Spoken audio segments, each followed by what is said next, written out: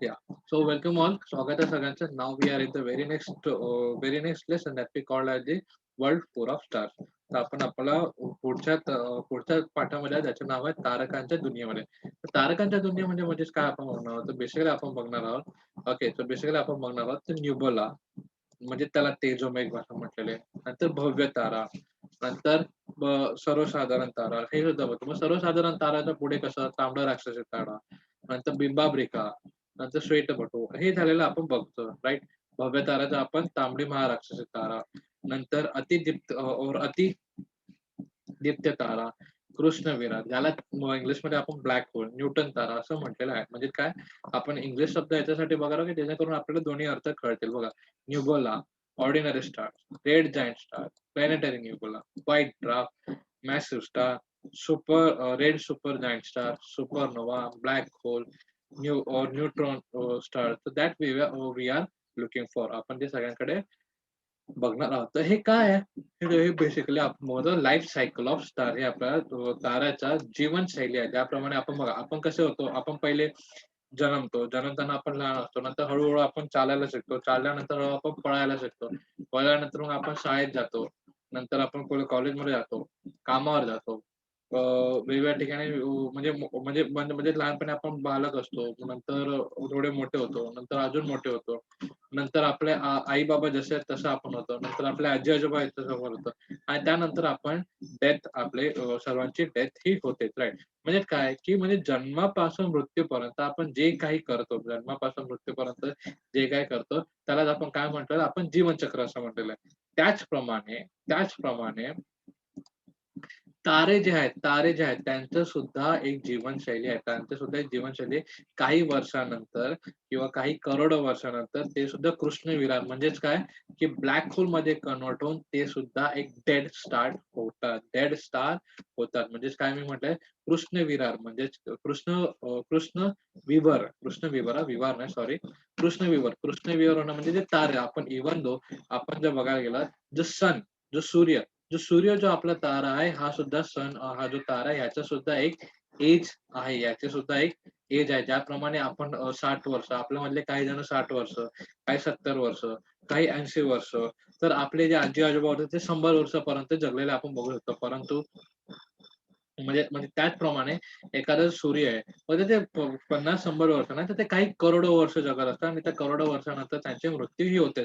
आणि मृत्यूही कशा कोणत्या रूपामध्ये होते? मग कृष्णविरर असेल, म्हणजे ब्लॅक होल अशा रूपांतरमध्ये त्यांचं काय होतं, ते बेसिकली त्यांचे मृत्यू होत असलेले आपण बघू शकतो. तर बघा, हेच आपण बघणार आहोत. मागील इयत्तामध्ये आपण बघितलं सूर्यमाला आणि याबद्दल आपण जाणकारी घेतली होती. म्हणजे काय, की आपले जे 7 स्टार्स, 7 प्लॅनेट्स आहेत, 8 प्लॅनेट्स आहेत आणि प्लस एक जो सन आहे, म्हणजे काय आपलं जे मर्क्युरी, ज्युपिटर, अर्थ आणि सॅटर्न असं म्हणजे काय, की आपण बुध, शुक्र, गुरु, पृथ्वी आणि नेपच्यून पर्यंत जे काही आपण हे बघितले होते, ते काय आपण प्लॅनेट्स बघितले होते, म्हणजे जे ग्रह बघितले होते त्याबद्दल आणि प्लस सूर्य यांचं नातं कसं हे आपण थोडीशी जाणकारी घेतली होती राईट. त्याच्यामुळे पुढे आपण काय म्हटलंय तर बघा, आता ह्याच्यामध्ये आपण तारा कणाला म्हणणार तर बघा ह्याच्यामध्ये बघा तेजोमेघ हे प्रामुख्याने धूळ व हायड्रोजनच्या वायूने बनलेले असते. तेजोमेघ म्हणजे काय ते बघा, आता ह्यांचा जो तारा आहे, आता आपण काय बघितलं होतं, आपण सूर्यमाला बघितलं त्याच्यामध्ये मध्यभागी सूर्य होता आणि आणि 8 जे हे आहेत, 8 जे ग्रह आहेत, हे त्यांच्या भोवती फिरताना आपण बघितलेले होते. बघा, सूर्यमानामध्ये आपण बघितलं मीन्स व्हॉट, की ज्याला आपण सोलार सिस्टम म्हटलेलं, तर we have called the solar system. What is the solar system? म्हणजे बिटवीनमध्ये म्हणजे मध्यभागी सन असतो आणि त्याच्या अवतीभोवती 8 स्टार्स हे काय करत असतात, रिव्हॉल्व करत असतात, त्याच्याभोवती फिरत असतात. दॅट वी हॅव लर्न, ते आपण बघितलेलं आहे.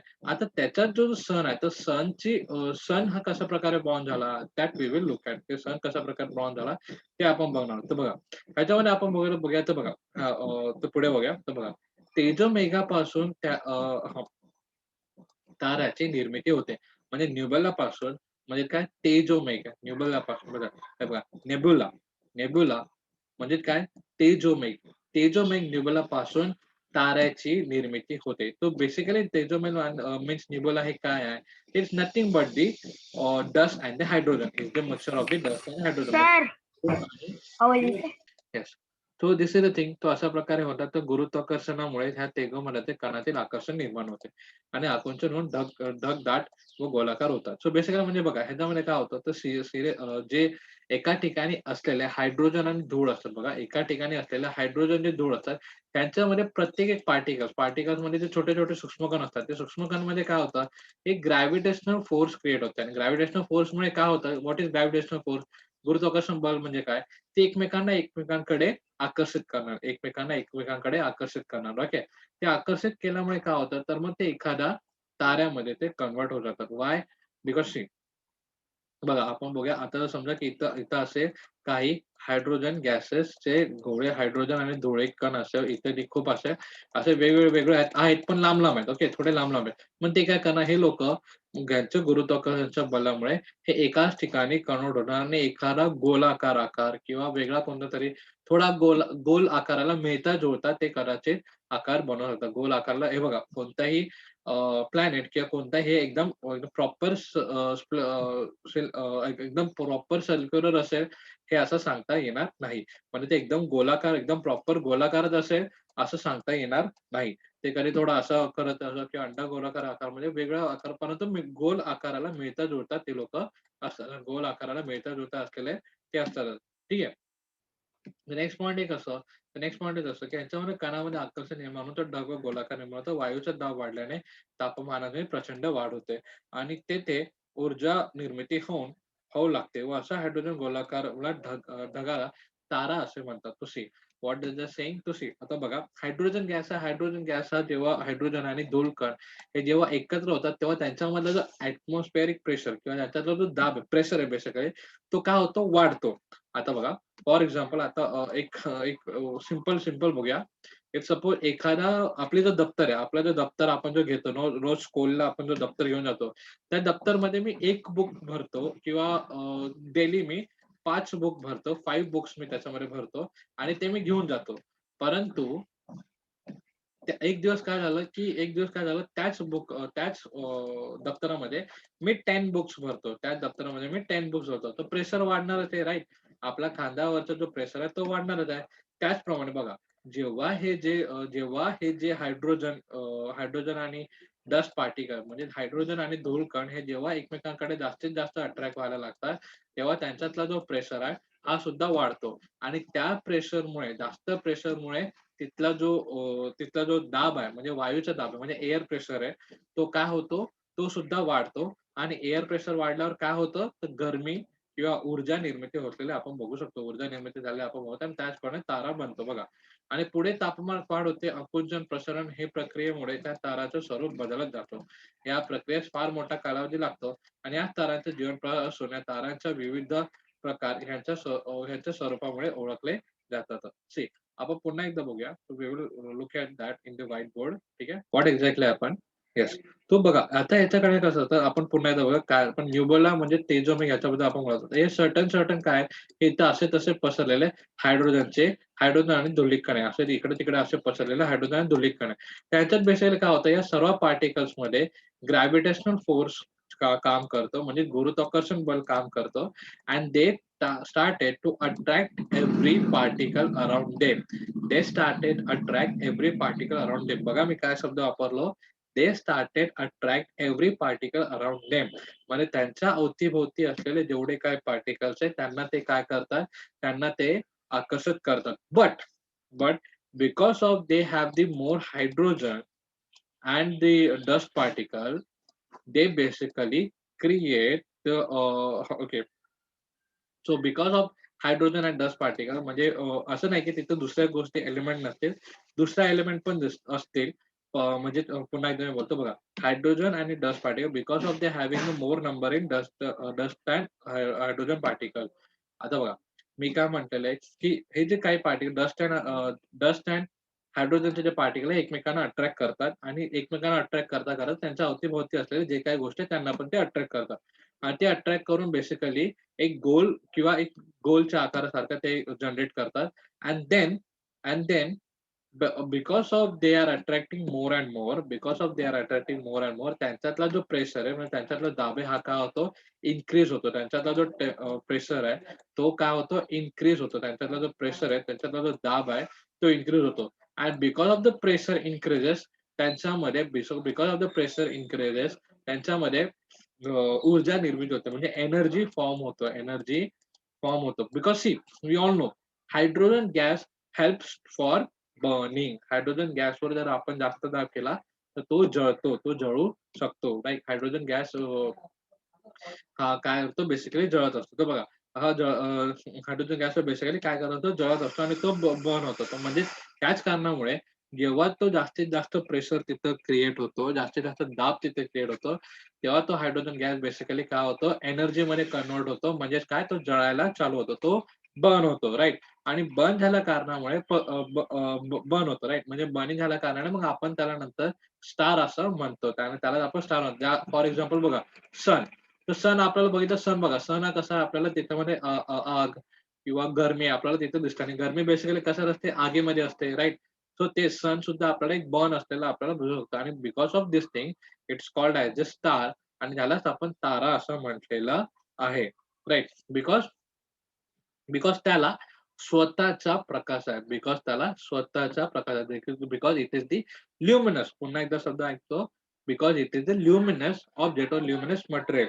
म्हणजेच काय, की तो स्वतःला त्याचं काय आहे, स्वतःला त्याचा उजेड आहे, स्वतःला त्याचा म्हणजे सूर्याला स्वतःचा उजेड असलेला आपण बघू शकतो. ठीक आहे. So it is a thing, that's why it is called as the star. That's why it is called as the star. ठीक आहे. And this is how the star actually form. This is how the star actually form. आणि सूर्य आहे तो अशा प्रकारे बनलेला आपण बघू शकतो. ठीक आहे. Here is the thing, for example, आपण घेतलेलं sun, and there are so many stars around our universe or in the our universe. म्हणजे आपल्या या जगामध्ये, आपल्या या ब्रह्मांडामध्ये खूप असे तारे आहेत, खूप छोटे, खूप मोठे, खूप सूर्यापेक्षा हजारो करोडो पटीने मोठे, आणि सूर्यापेक्षा खूप हजारो करोडो पटीने छोटे सुद्धा आपल्याला सन्स आपण बघू शकतो. ठीक आहे. This is the thing, to this is all about the thing. आणि हे हा, this is how we have seen. Okay. आपण नेक्स्ट आपण बघूया, की पुढे त्याचं काय स्टेप्स आहेत, ते we will. Yes. So see, त्याच्यानंतर आपण तुम्हाला भव्य तारामध्ये रूपांतर होतं किंवा सर्वसाधारणपर्यंत तारामध्ये रूपांतर होतं. नंतर त्याची ही जी लाईफ सायकल आहे पुढे असलेले आपण बघतो. आणि this are the two different life cycle. Okay. So do not much this life with this thing. Okay, okay. Which are this, I will tell you again. See, yes, this is basically different and this is basically different. To see, तर हे जे आहे ते basically दोन वेगवेगळ्या categories असलेले आपण बघू शकतो. हा एक वरचा एक कॅटेगरी वेगळा आहे आणि खालचा एक कॅटेगरी वेगळा आहे. Again I am just telling you, do not merge this two with each other. This are the different and this are the different. This are both are the different types of the stars we could say. Okay. C, आता पुढे आपण बघूया. बघा, आपली सूर्यमाला हे प्रत्यक्ष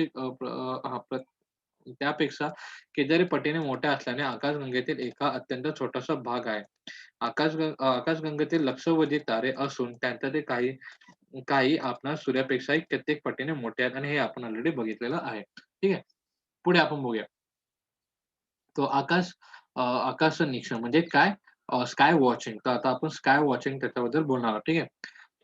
yes. तो हे जे 2 आहेत त्यांच्याबद्दल आपण बघूया. नंतर आपण त्यांच्या कृष्णविरा म्हणजे ब्लॅक होल याच्याबद्दल सुद्धा आपण बोलणार आहोत. What they have said? So they have basically said की there are the millions of stars around millions and lakhs of millions of star in our milky ways. म्हणजे लक्षावधी तारे आपल्या ह्याच्यामध्ये असलेले त्यांनी आपल्याला बोललेलं आहे. बघा, असं आकाश निरीक्षणमध्ये आपण बघूया. आकाश निरीक्षण म्हणजे बेसिकली काय? आकाश निरीक्षण म्हणजे जे आकाश आपण निरीक्षण करतो. राइट? बट त्याची पण एक टेक्निक आहे. फक्त नॉर्मल आकाश बघणं आणि त्याचं निरीक्षण करणं, दॅट इज डिफरंट. सो हे कशाप्रमाणे होतं ते आपण आता बघूया. How this basically happen that we will look at. बघा, दूरवर पाहिले असताना आकाशात जमिनीवर टेकल्यासारखे दिसते. ते ज्या रेषेत मिळतात त्यास आपण क्षितिज किंवा हॉरिझॉन असं आपण म्हणतो. जसे मी व्हॉट वी हॅव सीन, आपण कधीतरी पाहिलेलं असेल, जर आपण एखादा समुद्र किनाऱ्याला बघितलं, समुद्र किनाऱ्यावरून सरळ-सरळ बघितलं गेलं, तर सरळ-सरळ आपल्याला काय वाटतं काही अंतरावर, की समुद्र आणि आकाश हे एकमेकांना जॉइन झालेले आहेत, किंवा एक म्हणजे क्षितिज म्हणजे काय? क्षितिज म्हणजे काय? की ज्या क्षणाला किंवा ज्या पॉइंटला किंवा ज्या ठिकाणी आपल्याला आकाश आणि जमीन ही एकमेकांना टच करत आहे किंवा एकमेकांना ती भेदत आहे असं जिथं भास होतं त्याला आपण क्षितिज असं म्हणतोय, की what is mean by horizon? तर horizon is basically at the point where the land and the sky merges into each other. त्या पॉइंटला आपण हॉरिझॉन असं म्हटलेलं आहे. तर बघा, स्वतःभोवती गोलाकार फिरता क्षितिजाचा गोल तयार होतो. अशा गोलाकार स्थितीवर जर पाहिल्यास आकाश आपला गोलाकृती भासतो आणि आकाश फिरणारे ग्रह व त्यांच्या गोलावरून सरकत असण्याचा आपल्याला भास होतो. अशा अभ्यासिक गोलाचा खगोल असे म्हणतात. तर बघा, खगोल म्हणजे काय ते आपण आता जाणून घेतो. तर क्षितिज हे खगोलाचे 2 2 अर्ध्या गोलांतून विभाजन करतो. तर व्हॉट दे आर सेयिंग आपण पुन्हा एकदा बघूया.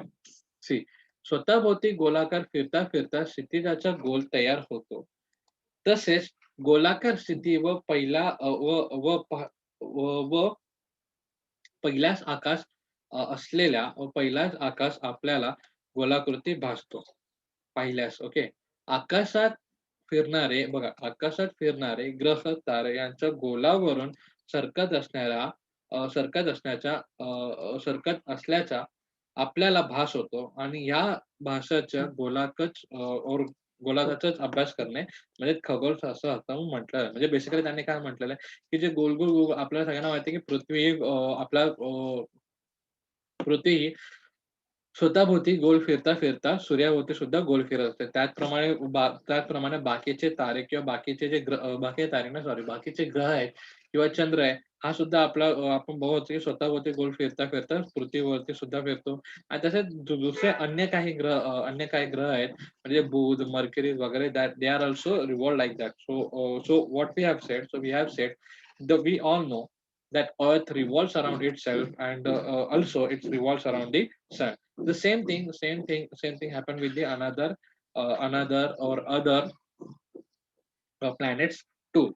So the study of this thing, okay, the study of this spherical thing, we have said the plastic sprayer. So see what we are saying. So is what is the thing to see?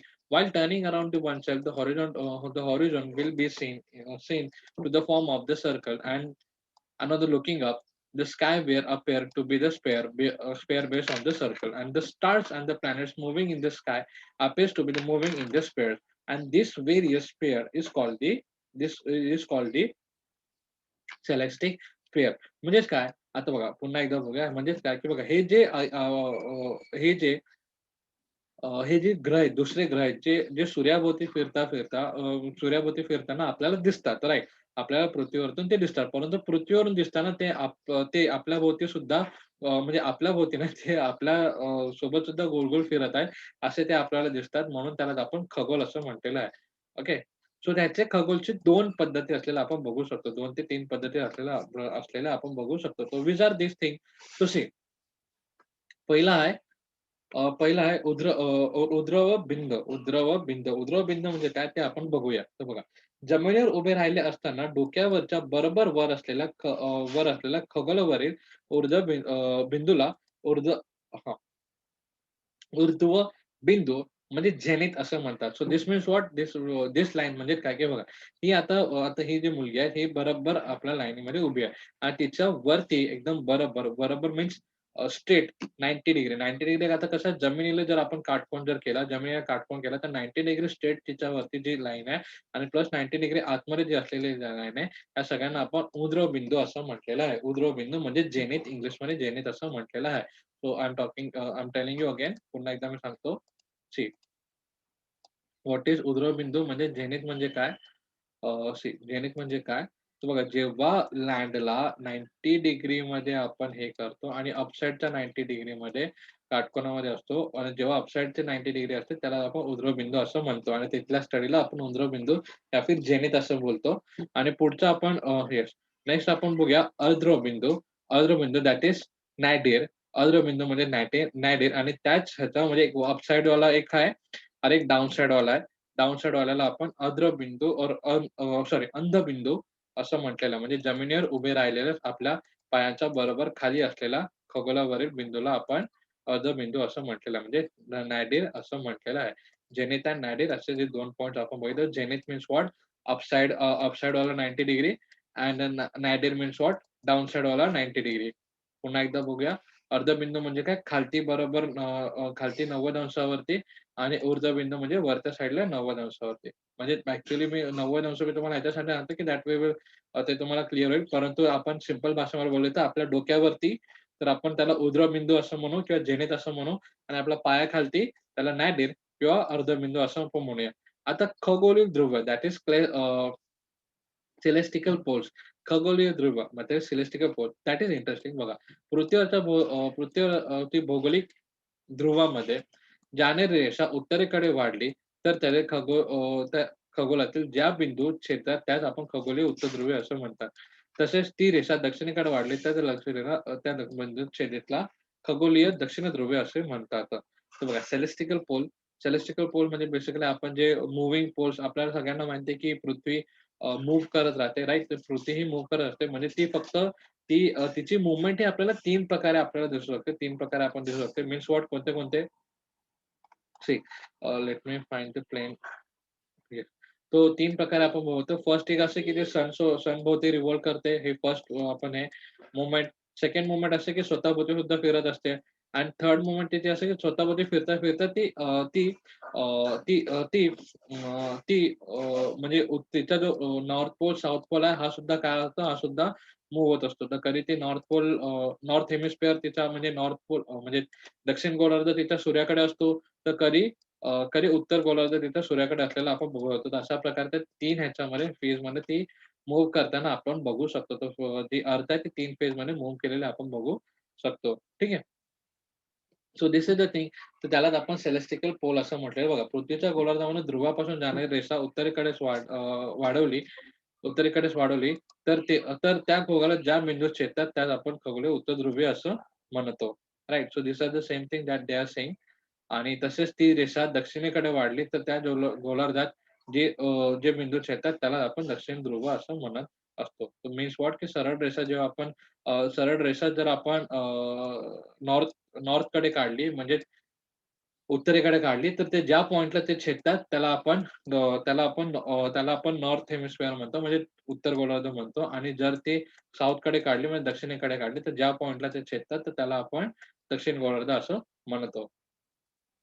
Fourth आहे मध्यमंडळ म्हणजेच meridian. मध्यमंडळ म्हणजे meridian काय की दोन्ही गोलार्धाच्या ध्रुवांमधून जे निरीक्षात्मक ध्रुव व अर्धवृंद यांच्या अर्धवर्तुळास मध्यमंडळास meridian असं आपण म्हटलेलं आहे. तो मेरिडियन्सला त्याला आपण बेसिकली मध्यमंडळ असं म्हटलेलं आहे. तर मेरिडियन्स बेसिकली आपण जर टाईम ह्याच्यामध्ये जर आपण बघितलं हां, तो मेरिडियन बेसिकली म्हणजे काय की त्याला एक्झॅक्टली आपण 2 गोलार्धामध्ये म्हणजे पूर्व गोलार्ध आणि पश्चिम गोलार्धामध्ये छेदण्यासाठी पूर्व गोलार्ध आणि पश्चिम गोलार्ध छेदण्यासाठी आपण काय केलेलं आहे, बेसिकली एक मध्य लाईन काढलेली आहे. त्यालाच आपण मध्यमंडळ किंवा मेरिडियन असं म्हटलं. सो सी मी पुन्हा एकदा बोलतोय सर जेनिथ आपण बघितलं की आपण जर प्लेन लँडवर उभं राहिलं, तर अपसाइड असतं त्याला झेनिथ बोलतात. डाउन साइड आहे त्याला आपण नॅडर असं म्हणतोय. आणि जर स्ट्रेट लाईन काढली आणि जर ती एखाद्या नॉर्थ साइडला पोलला जर ती हे झाली कॉन्टॅक्ट झाली, इंटरसेक्ट झाली, तर त्याला आपण कोलेस्टियल नॉर्थ पोल असं म्हणतो आणि जर साउथ पोलला काढली तर कोलेस्टियल साउथ पोल असं म्हणतात. देन अर्थला ईस्ट अँड वेस्ट हे असे डिव्हाईड करण्यासाठी एक लाईन आपण काढलेली आहे मध्यभागी. त्यालाच आपण मेरिडियन किंवा मध्यमन असं म्हटलेलं आहे. मध्यमंडळ असं त्यांना म्हटलेलं आहे. अगेन हां. अगेन आपण बोलतो वृषववृत्तीय और वैषववृत्तीय वैश्विक वृत्त म्हणजे त्याला आपण सेलेस्टियल इक्वेटर ज्याप्रमाणे ईस्ट अँड वेस्ट डिव्हाईड करण्यासाठी आपण एक मेरिडियन काढलेले मध्यमंडळ काढले. त्याचप्रमाणे आपण नॉर्थ अँड साउथ हे डिव्हाईड करण्यासाठी म्हणजे उत्तर आणि दक्षिण डिव्हाईड करण्यासाठी आपण एक इक्वेटर घेतलेलं आहे. त्याचं नाव आहे इक्वेटर म्हणजे सेलेस्टियल इक्वेटर म्हणजे त्याला आपण वृषववृत्त असं सुद्धा म्हटलेलं आहे. नंतर आयनिक वृत्त म्हणजे त्याला आपण एलिपॅथिक्स असं म्हटलेलं आहे. एलिपॅथिक्स म्हणजे बेसिकली येस त्याच्यामध्ये दिसत नाही. ठीक आहे. सो पृथ्वी सूर्याभोवती फिरते, परंतु पृथ्वीवरून पाहताना सूर्य फिरताना आपल्याला आभास होतो. सूर्याच्या खगोलावरील या भासाच्या मार्गाला आपण आयनिक वृत्त म्हणजे त्याला आपण इक्लिप्टिक असं म्हटलेलं आहे. So this means what? Basically means what? This is it's म्हणजे बेसिकली काय, की हे बघा, जर आपण पृथ्वीवरून सूर्याला बघितलं, भलेही आपल्याला माहिती आहे, की पृथ्वी ही सूर्याभोवती फिरते, परंतु आपल्याला बघताना काय वाटतं, की सूर्य हा पृथ्वीभोवती फिरत आहे. तर त्याच मार्गाला बेसिकली काय म्हटलेलं आपण, त्याच मार्गाला आपण आयनिक वृत्त म्हणजे सॉरी एपिलेप्टिक ओके एक्लिप्टिक मार्ग आपण त्याला म्हटलेलं आहे. ठीक आहे. So I hope you understand this things. In case no, you just read this thing, you just read this thing and after that we will talk about this again. आणि ह्याच्या पुढचा जो सिनारिओ आहे, ते आपण नेक्स्ट लेसनमध्ये घेणार आहोत. I hope you understand this much. If in case no, तर for any doubt you guys can ask, तुम्ही विचारू शकता. Okay. Please do read this lesson. त्याच्यानंतर काही डाऊट वगैरे असेल तर तुम्ही विचारू